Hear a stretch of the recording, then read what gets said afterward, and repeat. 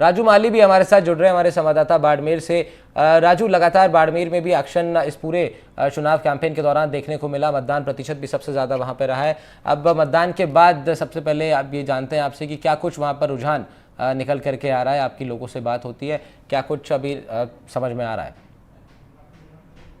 जी राहुल, बताना चाहूंगा कि यहाँ जो मतदान प्रतिशत बढ़ा है उसको लेकर जो पॉलिटिकल पार्टियां हैं, जो उम्मीदवार हैं, उनके अलग अलग दावे हैं। रविंद्र सिंह भाटी कह रहे हैं कि जो मतदान प्रतिशत बढ़ा है वो युवाओं का उनके प्रति जो प्रेम है, जो आशीर्वाद है, जनता यहाँ से बदलाव चाहती है और इसी को लेकर ये मतदान प्रतिशत है जो बढ़ा है। और निश्चित रूप से जो आगामी 4 जून है उस दिन जो नतीजे निकलेंगे वो उनके पक्ष में निकलेंगे। जो मतदान प्रतिशत जो बढ़ा है उसका सीधे तौर पर फायदा उन्हें मिलेगा। जी राहुल, तो तमाम दावे अलग अलग पार्टियां कर ही रही हैं, उनको लग रहा है कि बढ़ा हुआ मतदान प्रतिशत जो है उनके पक्ष में जाएगा। लेकिन एक प्रतिशत ये भी है कि आगे चल के राजू इसको इस तरीके से समझते हैं कि स्थानीय स्तर पर अगर वैचारिक रूप से देखें तो, और आरएलपी के लोग अगर वैचारिक रूप से वो ग्राउंड पर कुछ ही कार्यकर्ता ही सही, लेकिन अगर वो ये कह रहे हैं कि हमारा तो वैचारिक रूप से एनडीए के प्रति हमारा समर्थन हो सकता है, तो क्या उसको अगर थोड़ा ऊपर लेवल पे देखें तो क्या प्रदेश स्तर पर भी आरएलपी वैचारिक रूप से आने वाले वक्त में एनडीए को समर्थन दे सकती है?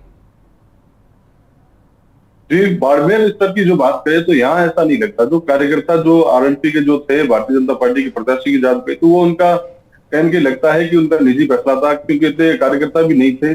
जब दोबारा उसी दिन शाम को जब एक आरएलपी कार्यकर्ताओं की एक बैठक हुई तो उसमें जिले के तमाम पदाधिकारी, ब्लॉक अध्यक्ष, सरपंच, जिला परिषद सदस्य, पंचायत समिति सदस्य, तो कहीं ना कहीं बड़ी संख्या वो थी। उन लोगों ने मिलकर जो दिन में जो 4-5 कार्यकर्ता ने मिलकर जो पीसी की थी, तो उसका खंडन करते हुए कहा था कि हम लोग गठबंधन का धर्म निभा रहे हैं और हम मजबूती के साथ पिछले 1 महीने से कांग्रेस प्रत्याशी को जिताने के लिए जी जान एक कर रहे हैं और हम उसी के साथ रहेंगे।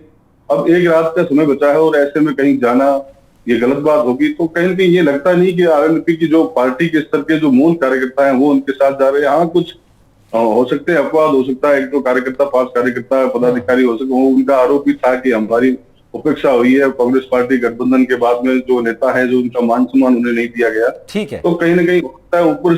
जी